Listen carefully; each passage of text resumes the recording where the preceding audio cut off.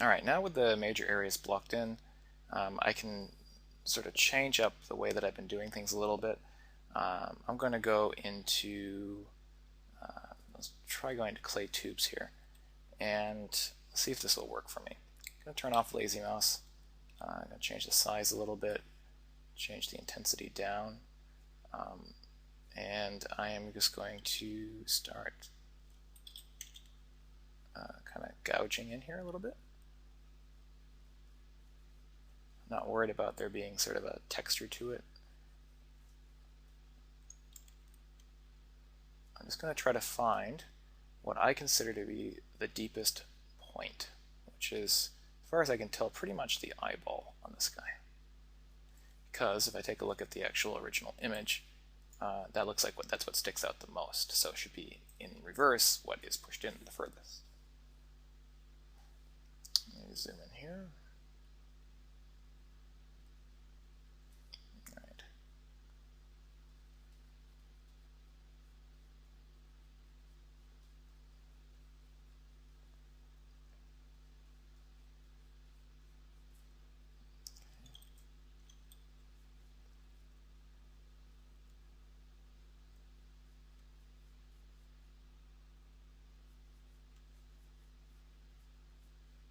A little bit of contrast to the shapes there.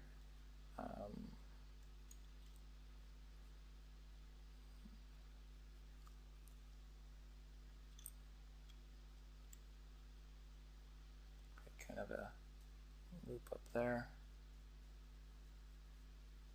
All right.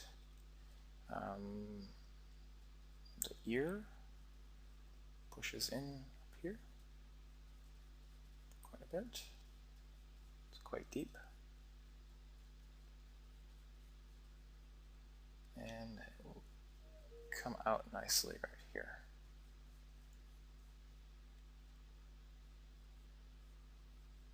Might increase my intensity slightly.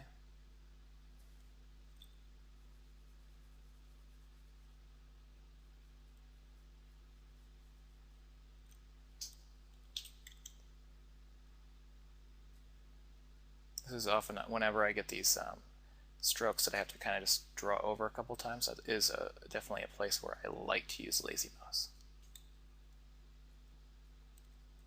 And I'll turn it off.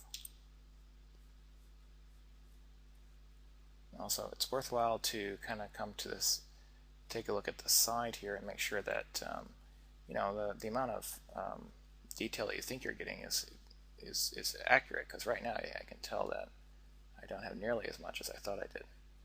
I can definitely go a lot deeper.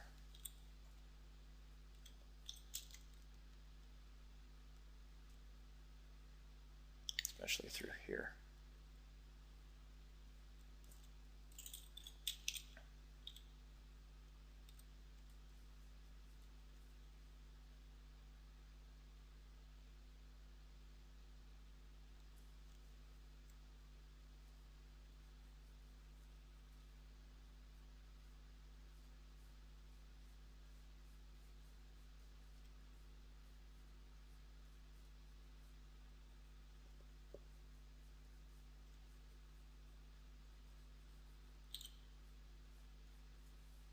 Down a little bit.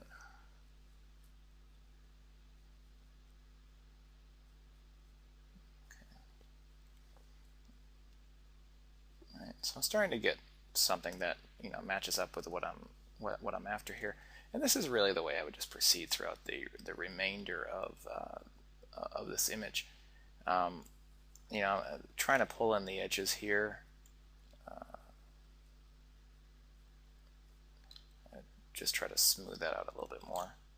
I might go back to the clay brush for that, so that it's a little bit more even, a nice even transition there. All right. Smooth and pull the intensity down a little bit so that's not so gigantic. Let's smooth out these areas here. Another thing too with when you're working in Dynamesh, sometimes you get to a point where you've really moved pixels around very far, and you kind of lose some of your some of the layout of the polygons. In this case, we haven't moved things around very much, so we're not getting too much except for maybe right in there.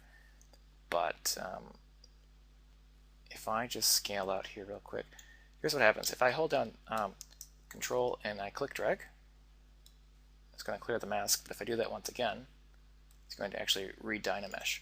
And that's done a pretty good job at sort of smoothing everything out, in fact. So I might use that toward the end to kind of give a quick smooth. Or if I want to preserve some of that detail, I'll not do that. But you can see that very quickly it actually goes through and does a pretty decent job. Alright, so I'm just going to step back a couple moments there. And I think that at this stage here, I've kind of outlined the basic process that if you just follow what I've done so far, you're able to get through and just block in the remaining shapes using exactly the same tools and process. The only thing remaining that to be talked about would be exporting this out and bringing it in as a usable file for 3D printing or for rendering, for instance. And I'll try to finish this off, and then I'll reserve that talk for the final video.